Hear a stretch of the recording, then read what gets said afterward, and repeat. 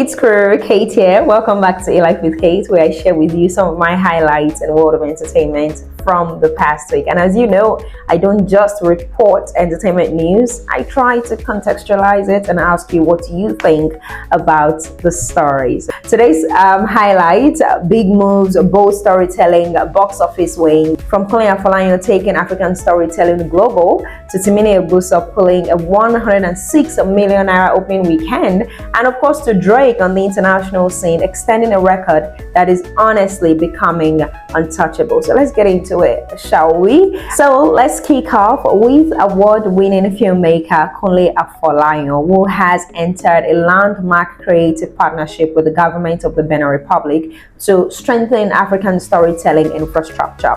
So according to reports, the collaboration was formalized through a memorandum of understanding between Afolayan's Cap Film Village and the resort and Benin's creative authorities. Now, the agreement focuses on co-productions, talent development, and the establishment of a structured film ecosystem that supports authentic African narratives. Now, one of the key goals of the partnership is to create training opportunities for emerging filmmakers and also develop a film city in Ouidah, positioning Benin as a growing creative hub in West Africa. Kunle Afolayan described the move as part of a larger vision to elevate African stories beyond borders and not just producing films, but building systems that sustain storytelling long term. Now, for years, Nollywood has been output heavy but infrastructure light. So when this partnership succeeds, it could mark a shift from hustle-driven filmmaking to institution-driven filmmaking. And I believe that is how industries mature.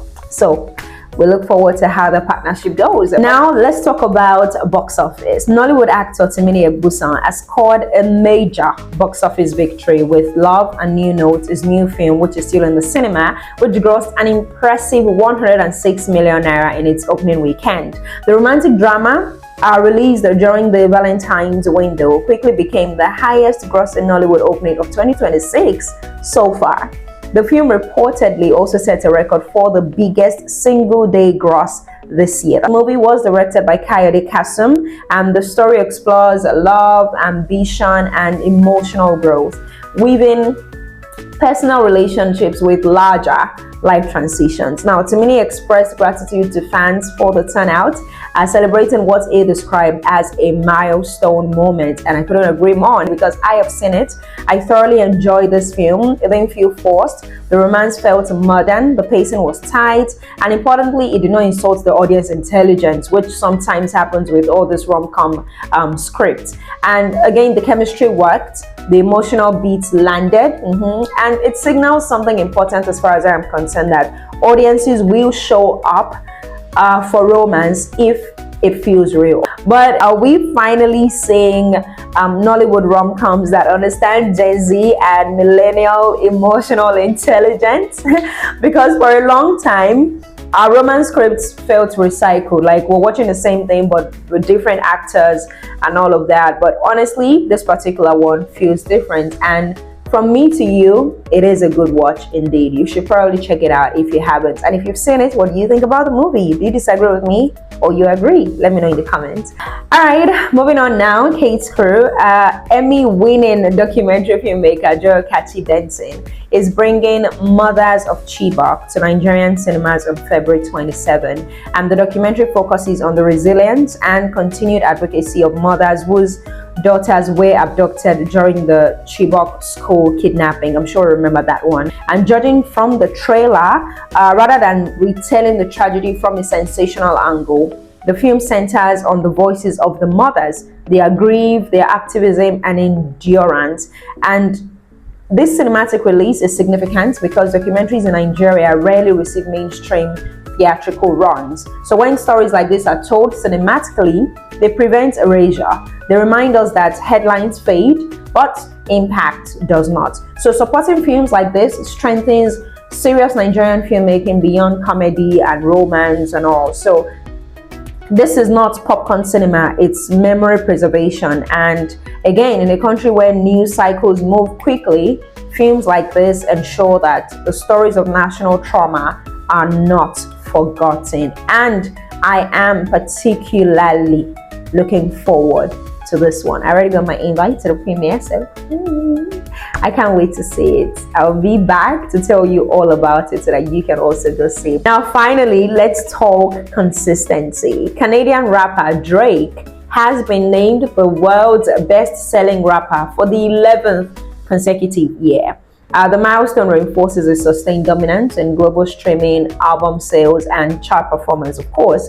And for over a decade now, Drake has remained commercially untouchable, adapting his sound across rap, R&B, dancehall influences, and global collaborations as well. But 11 straight years at the top is no accident as far as I'm concerned. It's strategy, it's brand control, and it is understanding digital consumption better than most of his peers. Because 11 at this point is not hype, it's dominance. And love him or not, Drake has mastered 3 things as far as I'm concerned, looking at his journey: adaptability, streaming algorithms, and cultural timing as well. He reinvents just enough to stay relevant without alienating his core audience, right? But of course, the real question is there anyone positioned to interrupt that streak right now? And then the bigger question is this: is longevity about talent or strategic brand management? Because I feel like in today's industry, we kind of need both. Let me know what you think about that. So, Kate's crew, those are some of my highlights in the world of entertainment from the past week.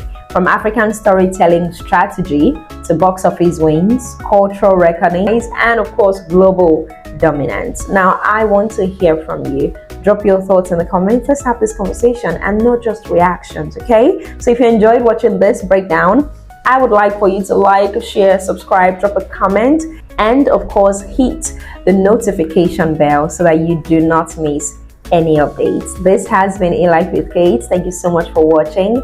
My name is Kate Adiogo, and I'll see you in the next highlight. Bye, Kate.